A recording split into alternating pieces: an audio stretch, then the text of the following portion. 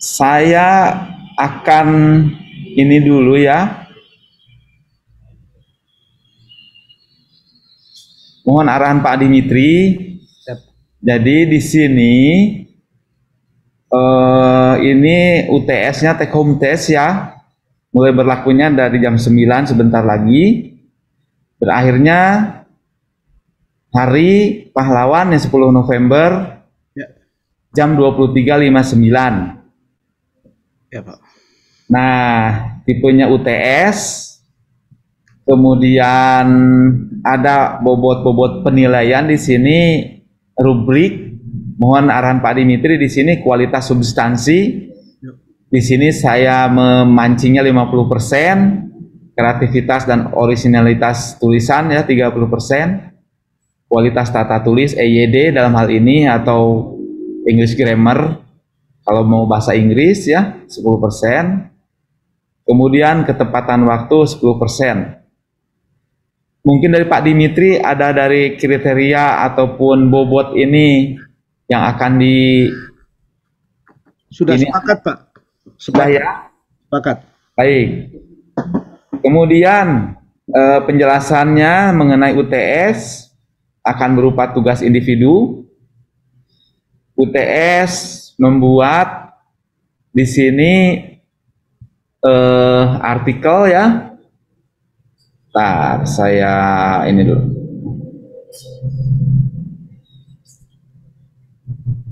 Maaf, ini sedang diedit dulu. Ini akan ditampilkan.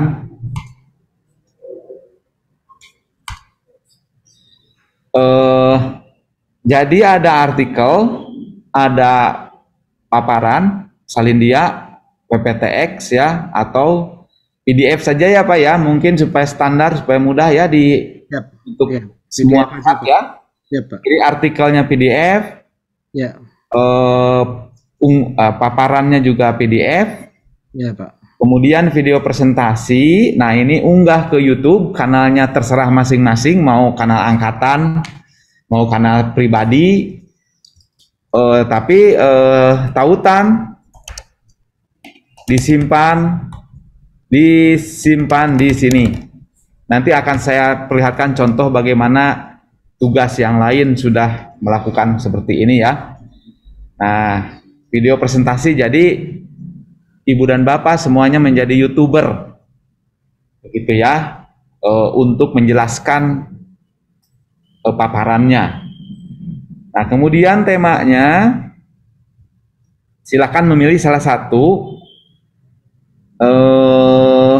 Ini tema lainnya boleh ya Pak ya, ini ya, pokoknya. Ya. Baik.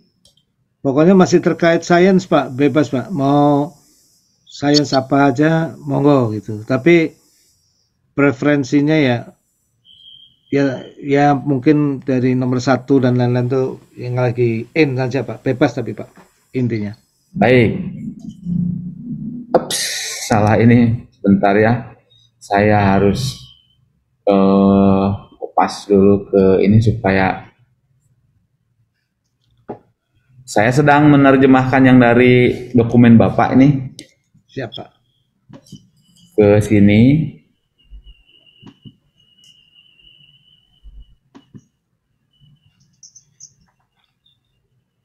Nah, kemudian silakan ini Bapak dapat menjelaskan lebih lanjut yang poin 4. Ya. Jadi UTS ini fokusnya pada sejarah sainsnya di bidang yang dipilih itu Bapak Ibu-ibu ya. Terutama ya mengidentifikasi paradigma ya, mengidentifikasi pergeseran paradigma di bidang itu ya. Ya, sebagai contoh kalau artificial intelligence itu dulu sempat mereka itu sejarahnya ada yang namanya pengukuran Turing dan lain-lain yang intisarinya itu mereka percaya bahwa komputer itu ujung-ujungnya bisa berpikir seperti manusia gitu. Itu paradigma lama itu. Nah, nanti ada pergeseran paradigma. Sejak kapan yang lebih menuju ke data science dan statistik begitu ya. Nah, jadi intisarinya di UTS itu memang analisis Thomas Kuhn ya. Ada cukup banyak paper-paper yang menerapkan Thomas Kuhn ke berbagai bidang ilmu, itu bisa jadi rujukan ya. Kemudian jangan lupa memang tetap mengasih pengantar tentang filosofi Kuhn apa. Ya syukur-syukur Bapak bisa mempublikasi artikelnya ini nanti ya ke jurnal gitu ya. Mempublikasi artikelnya ke jurnal kalau memang layak ya, lumayan lah ya. Nah kemudian nanti dibahas lah bagaimana pergeseran paradigmanya dan apakah normal science saat ini itu single paradigma atau multiple paradigm gitu. Misalnya Bapak, Ibu-ibu mau fokus ke bidang ilmu yang lebih sempit, misalnya tentang language technology dan kamus begitu. Monggo Pak. Atau speech pemahaman terhadap speech ya, speech recognition itu monggo aja. Jadi bebas ya. Tapi intinya tolong nanti sejarahnya itu apa, kalau bisa selengkap mungkin, jumlah paper yang dibacanya juga banyak. Nah, terus nanti analisis paradigmanya seperti apa. Paper-papernya saya harapkan yang jadi rujukan banyak ya. Kalau cuma 3 paper tuh ya nilainya nanti beda ya sama yang 50 paper begitu. Minimum menurut saya 20 sampai 30 paper itu minimum menurut saya. Baik Pak, ini lebih direkomendasikan sebetulnya yang terkait dengan riset S3 ya Pak ya, supaya tidak bebas Pak. Ya, jadi tapi bebas saja ya. Bebas Pak, kadang-kadang kan mereka misalnya riset S3-nya apa, tapi memang wah saya pengen mumpung kuliah ini pengen tahu AI gitu, karena kayaknya lulusan STI sekarang nggak ngerti AI itu kayak bagaimana itu Pak. Baik Pak. Itu, Pak. Ya, Pak. Oke. Nah, apakah ada yang mau ditanyakan dulu nih sebelum saya finalkan ini ujiannya? Masih ada waktunya beberapa menit. Jadi biar nanti kita tuliskan di sini. Misalkan ini ketepatan waktu nih. Memang cuma 10% ya. Tapi nanti kita akan tutup waktunya. Kalau lebih dari 12 jam tidak bisa submit lagi gitu ya, meskipun ini udah deadline masih bisa untuk beberapa jam, tapi setelah itu tidak akan bisa submit lagi. Nah silakan, ada yang bertanya ya, Pak Kukuh ya. Ya, terima kasih. Kalau artikel itu ada format nggak Pak Yosep? Misalnya kalau tadi ngomong tentang paper gitu ya, misalnya formatnya triple E gitu ya, kemudian format seperti apa, 1 kolom atau 2 kolom itu misalnya, kemudian jumlah halaman seperti itu, kemudian fontnya dan sebagainya. Terima kasih. Silakan, mungkin Pak Dimitri saja yang memberikan arahan ini.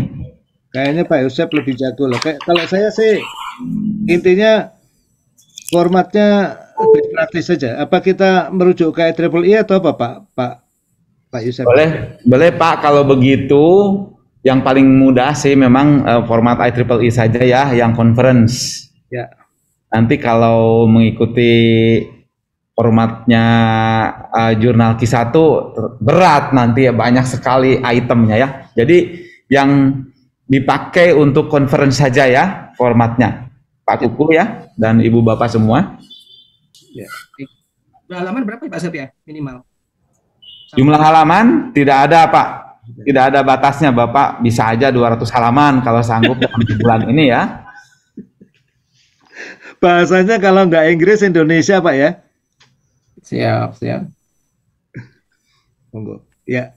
Baik, supaya sambil belajarnya saya akan menambahkan ini, silahkan nanti akan unggah juga hasil cek Turnitin supaya terbiasa mahasiswa S3 ini ya. Hasil cek Turnitin artikel yang ditulis. Nanti itu ada kaitan sama penilaian originalitas ya Pak ya? Ya betul Pak. Silakan Pak Anggrahita Bayu Sasmita, Pak Angga.